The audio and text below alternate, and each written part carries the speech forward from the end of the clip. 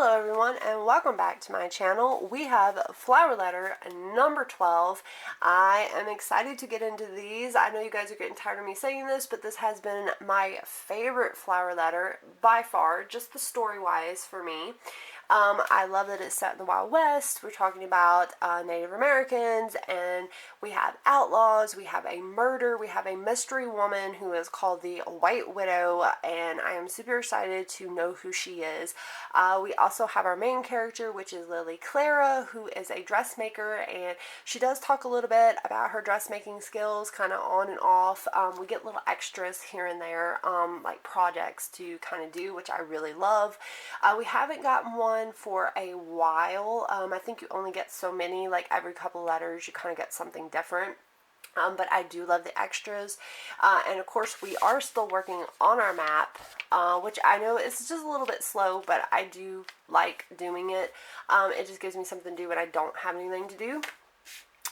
So like I said, this is letter number 12. We're going to jump into this and we're going to see who it's from. The last letter was from Clara to Mr. Hickman, and she did accept his proposal to be courted, which I think is really sweet. She does want to meet him in person and do it proper and be like a proper couple, so hopefully that will go well for them. So let's see who this one's from.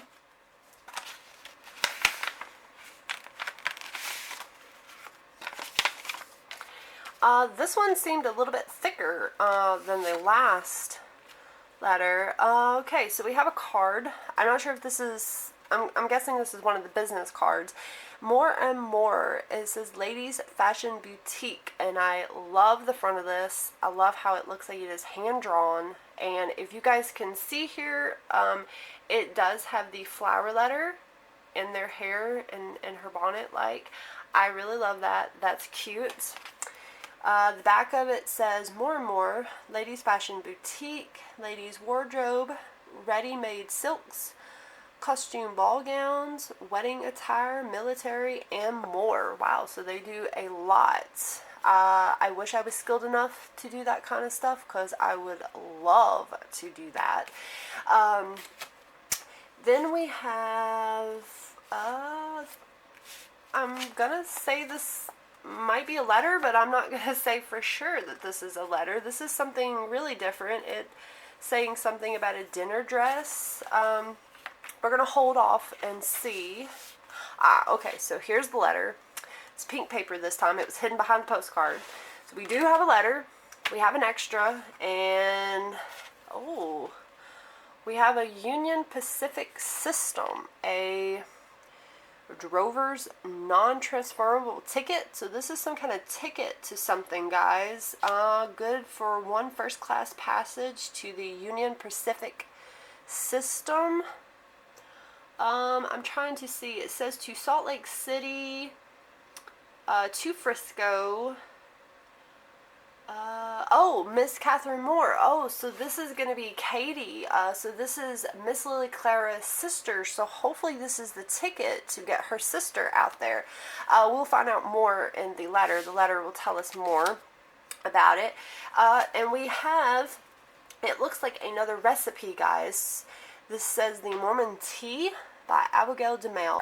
So I'm going to hold this up for you guys. Hopefully my camera will pick that up, so you guys can read this and see the ingredients on it. I like tea, herbal tea, or just any kind of tea.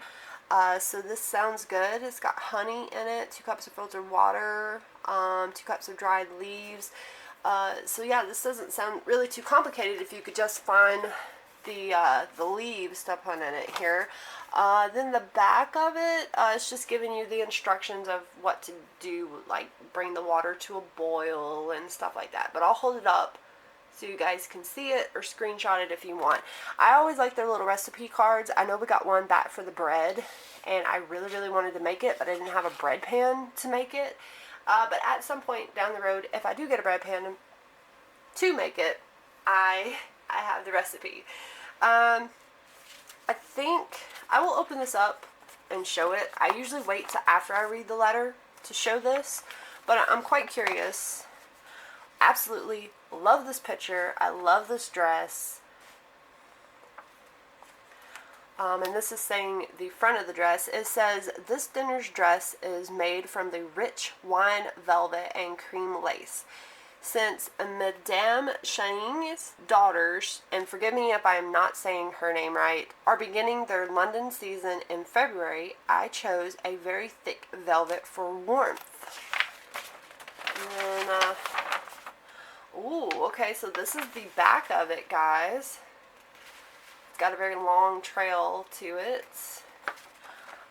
It says the front of the dinner gown has a tailored structure from the velvet, but drips with layers and layers of trush point embroidered lace for a more feminine touch. The gown is embellished with silk roses, and I created a pretty fan from the same silk for a matching accessory. Wow, she is pretty talented, guys. And then over here it says the back of the gown is fairly simple, but mostly velvet, with 2 pleated flounces at the base of the jacket for embellishment. The train is a full train and can be tied up into a triple French bustle. Oh, okay. Creating a lovely waterfall effect down the back of the gown. Oh, that's really cool. Oh, okay. We have another dress. This must be for the other daughter. This is a ball gown. It says, well, I'll get a close-up for you guys and then I'll read it. This is the front of the dress, and look at those details, guys. Like, that is some real skill right there. And then this is the back of the dress.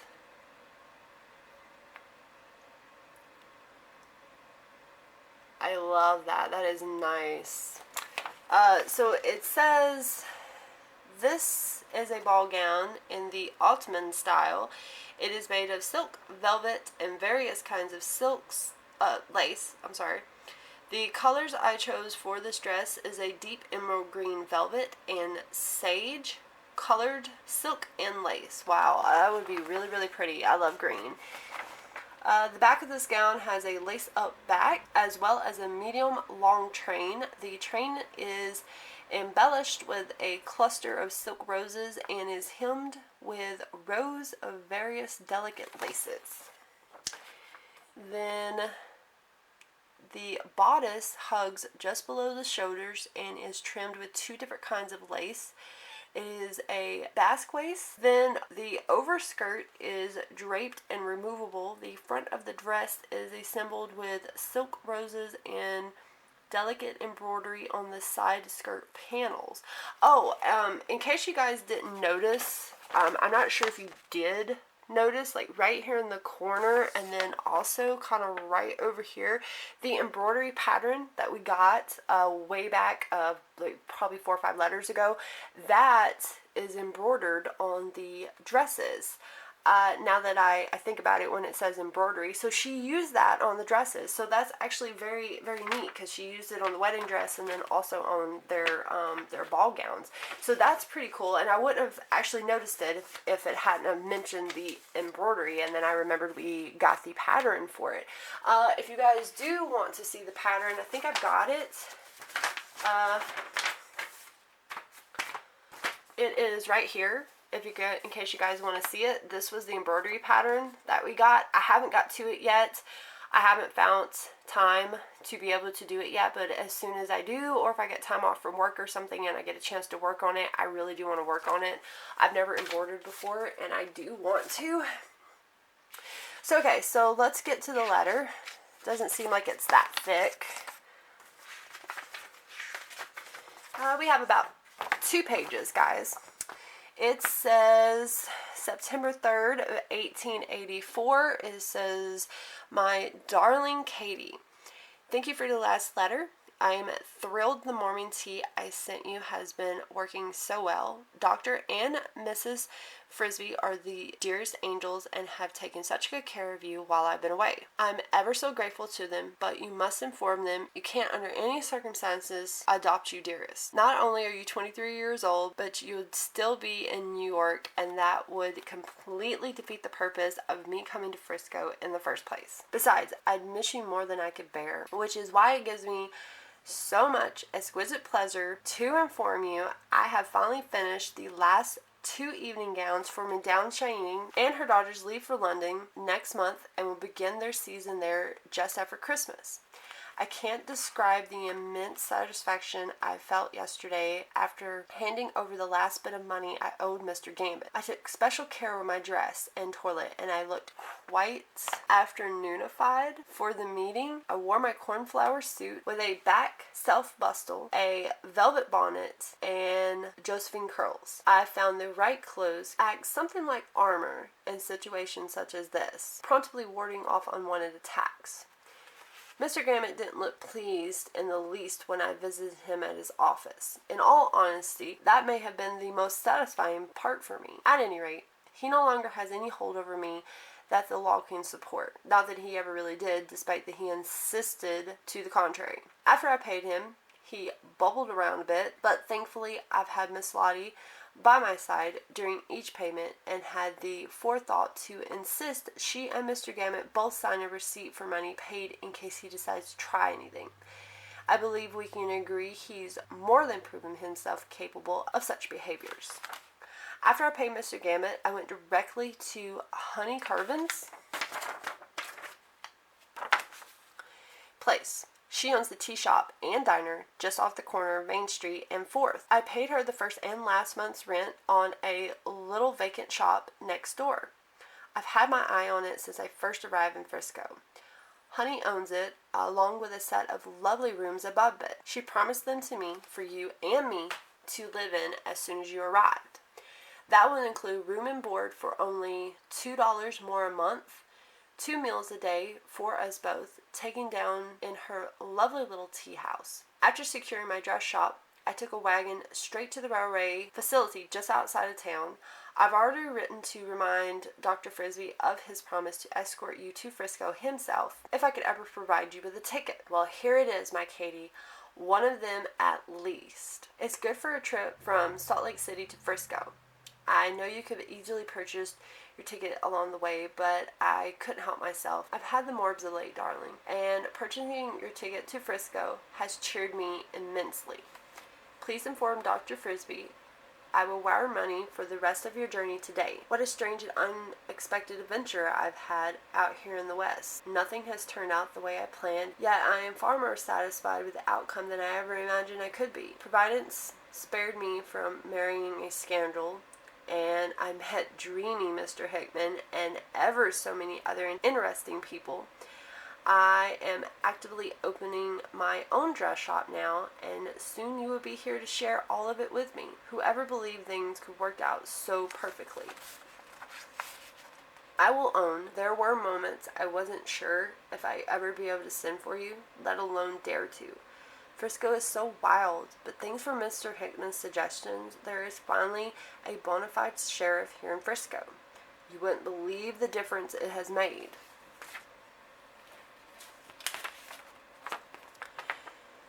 His name is Sheriff Samuel Parson, and he's done a brisky job of cleaning up the town. And after only 1 month of him being here, what he has done is truly nothing short of a miracle. On his first day, after being sworn in, he sent a town crier around simply telling all the outlaws in Frisco to, in his words, get out or get shot. Unfortunately, there were several who didn't take his warning seriously, and by the end of Sheriff Parsons' first day, he'd been forced to kill 6 of them. The rest practically cleared out of town nightfall. They've even stopped sending the dead wagon around daily. I knew Mr. Hickman would know the right man for the job. Surprisingly, Sheriff Parson is quite a kind, soft-spoken fellow when you aren't an outlaw. His size is impressive, though 6'3" at least, and not in a gangly way. The man is strapping in every aspect. Most importantly, he has kind eyes, kind brown eyes, which I believe are your favorites, if I remember correctly. There are some men who don't have to say much to inspire confidence, and Sheriff Parson is one of them. You should have seen the relief on everyone's face when he rode into town and was sworn in. I've only witnessed upright justice from him so far. He's only killed when absolutely necessary. Even then, you can see the gravity of the situation in his eyes. He's not like some men who relish killing or who have simply become callous from it. He does it because someone must do it to protect the innocent. After living in Frisco for several months now, I'm thankful for men like that. Unfortunately, there will always be need for them if the West is ever to become truly civilized. Since he's been here, I haven't been afraid to get caught out on the streets after dark. I try not to make a habit of it because, sheriff or no, a lady still has a reputation to uphold. But as a professional woman, I haven't been able to help the occasional evening fitting. Ever since I started working on the wardrobe for Madame Shane's daughters, word has spread, and I am receiving requests daily for the latest in women's fashion. Some of the wealthier women are asking for completely original pieces made up before the holiday festivals begin. These two original ball gown designs I made for Madame Shane's daughters have been practically well received.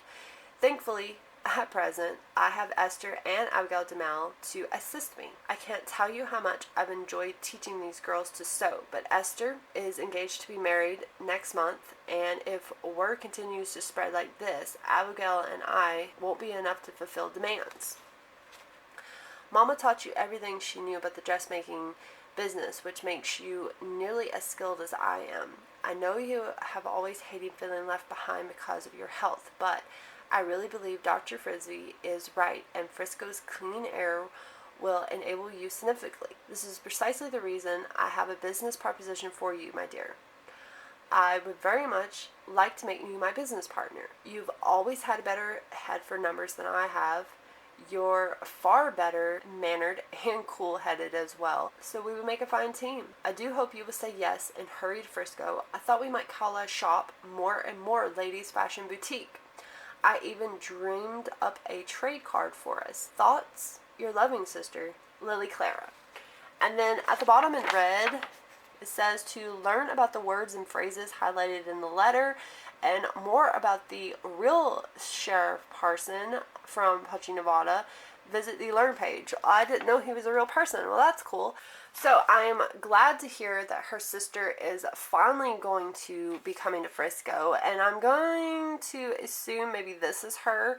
I'm not entirely sure just from the picture which is which, but basically it's supposed to be both of them in the picture, and that is their own dress shop. I really, really like that. That is so cute. And of course I already showed you guys this, but I will leave it open in case you guys want to look at it again. And we did receive the train ticket for Katie and of course the tea. So I really like this letter. It's very short, very sweet. I am glad that her sister is finally going to come out to Frisco with her. It is about time. I can't wait to kind of hear a little bit more about Katie. And I am super glad that she's opened up a dress shop. Hopefully she'll be talking more about that because that is super exciting. And some of the creations that she is making is absolutely gorgeous. I wish I had the skill to do something like that. Perhaps later on in the future, we'll see. But you guys, let me know what you think about this letter. I can't wait to hear from Mr. Hickman, and there's like so much to tell Mr. Hickman. Hopefully by the time she writes him, maybe Katie will have already arrived, I hope, and I hope she gets there safe and sound as well, because I don't think that we have heard the last of Mr. Gammett. Even though she has paid him off, I can't see him actually leaving her alone, so we'll see about that. You guys let me know what you think about it. I hope you guys have a wonderful afternoon, and I will see you guys back here in my next flower letter, which will be letter number 13. Bye!